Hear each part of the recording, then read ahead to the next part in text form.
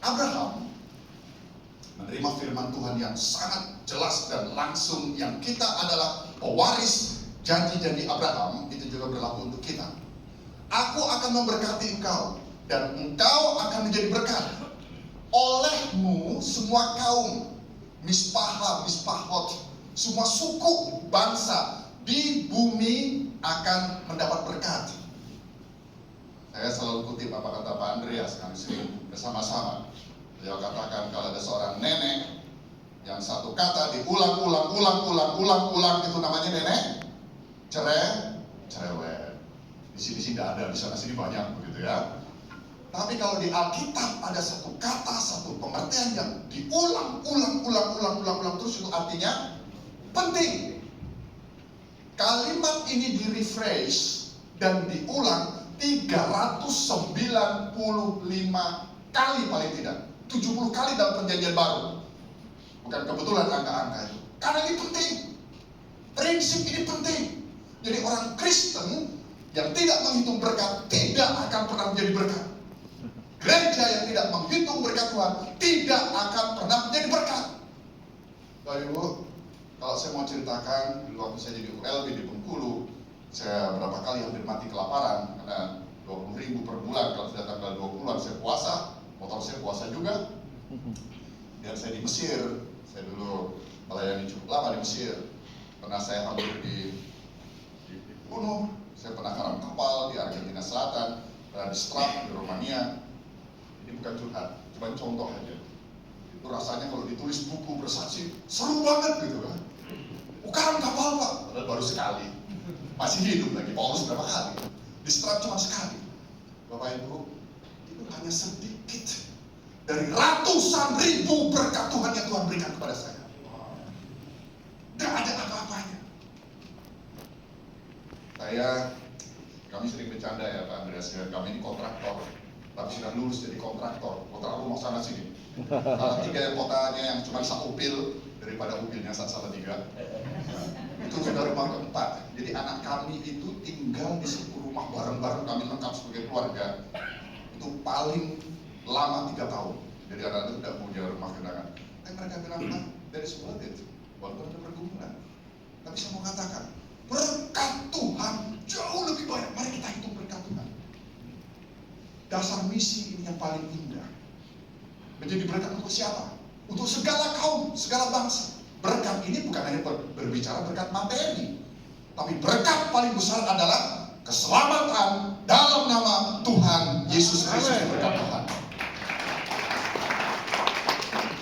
Tuhan Yesus sendiri paling tidak menjanjikan 5 berkat. Ya. Dia berjanji, aku akan menyertai kamu senantiasa, Matius 28. Dia berjanji, kamu minum racun, injak ular, tidak akan mati, Markus 16. Ya jangan coba-coba sekarang. Lalu dia berjanji, itu berkat perlindungan. Dia berjanji berkat kuasa. Kalau Roh Kudus turun ke atas kamu, kamu akan menerima kuasa, dunamai. Lalu dia juga berjanji semuanya akan ditambahkan kepadamu, berkat materi, Matius 6:33. Dia berjanji damai sejahtera yang melampaui segala akal. Shalom bagimu, damai sejahtera kutinggalkan bagimu, Yohanes 20:21.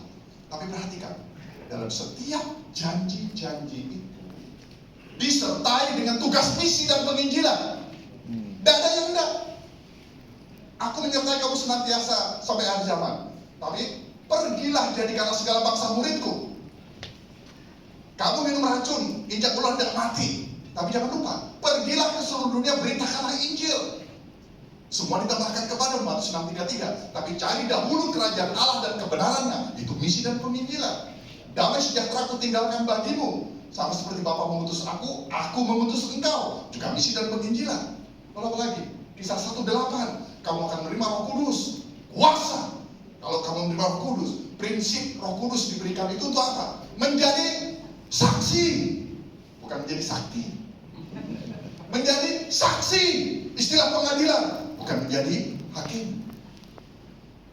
Di mana? Yerusalem, Yudea, Samaria, dan itu dulu. Jadi untuk saya pribadi, bahwa tanda utama kita dipenuhi Roh Kudus adalah kita menjadi saksi sampai ke ujung-ujung bumi. Amin. Itu kata Tuhan Yesus.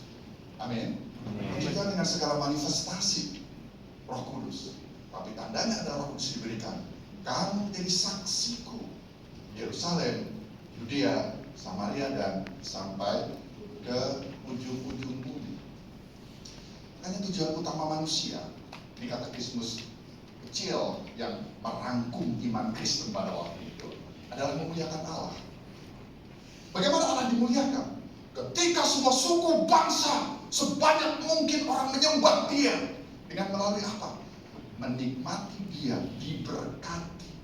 Dengan berkat itu dan kita membagikan berkat kepada orang lain, dan berkat terbesar adalah keselamatan dalam nama Tuhan Yesus. Yang kedua, ini sangat penting. Gereja ada dari misi kalau sekarang, tapi gereja itu ada misi.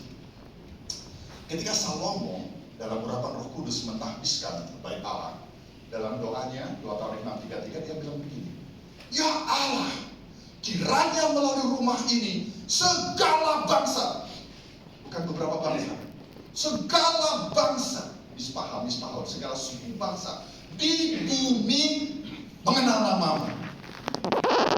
Ketika bait Allah ditabiskan, maaf ini foto pencitraan, cuma setengah saja, kalau selfie-nya tidak pintar.